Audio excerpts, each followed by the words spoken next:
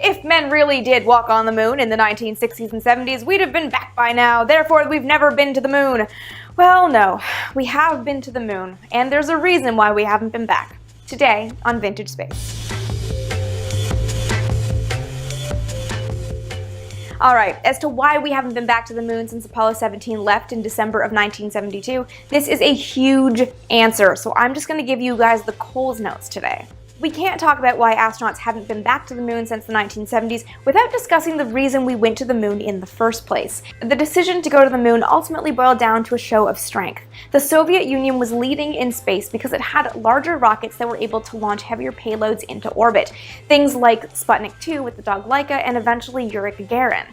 This meant that the Soviet Union had better technology and had better rockets that posed a threat to the United States. And so the United States responded in kind. President Kennedy seized on space as the way to show America's technological dominance in 1961. Now, he wasn't the first person to ever think about going to the moon. People had been thinking about a lunar landing mission for years before he pledged America a moon landing by the end of the decade in 1961. Men like Wernher von Braun, but also the US Air Force and the US Army. All of these institutions had ideas on how to go to the moon, and it was really just the presidential support for the fastest way possible that led to Apollo. So Apollo was really the quick and dirty way to meet a national goal to show that the United States was stronger than an enemy. This meant the spacecraft were tailor-made for the Apollo mission that we know, that is the Lunar Orbit Rendezvous mission. The movie Capricorn 1 shows an Apollo lunar module on Mars. It could never survive entry onto that planet. When Apollo 13 had to bring its lunar module home, it disintegrated, burning up in the atmosphere. This was a single-use vehicle only for landing on the moon. The command module and the service module could have been used maybe for a different mission, as we saw with Skylab and Apollo-Soyuz, and some early proposed missions to take it to Mars and Venus, albeit as orbital missions only. So while the core spacecraft of the command service module was actually quite capable, it ultimately didn't have the architecture to lend itself to a larger long-term program. Not to mention the Saturn V rocket that it needed to launch was really expensive. Cuts to the Apollo program came in the late 1960s. The program was supposed to go through to Apollo 20, but the last 3 missions were ultimately cancelled. And with President Nixon coming in at the end of the decade, he cancelled Apollo altogether, because he had a very different vision for space than his predecessors.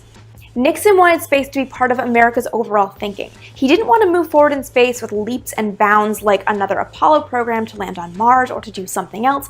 He wanted space to be something regular and routine, and with that, he wanted to cancel missions beyond low Earth orbit. So it was Nixon who ultimately canceled the Apollo program in favor of a space shuttle and space station program. Of course, he only funded the shuttle and not the station right away, so we ended up with a shuttle shuttling to nowhere until the ISS was built. And the shuttle was purpose-built for that mission. It was designed to shuttle astronauts between Earth and low Earth orbit. It could never have gone to the moon. It could never have gone further. So why haven't we been back to the moon since Apollo 17? Well, the same reason we went in the first place. Politics. There just hasn't been a national pressing need to do something as big as go back to the moon. We might see it again, we might not. But ultimately, if it's going to be with a public sector and not a private company, it's going to have to take something massive on a national scale to light that fire under us again to get back to the moon.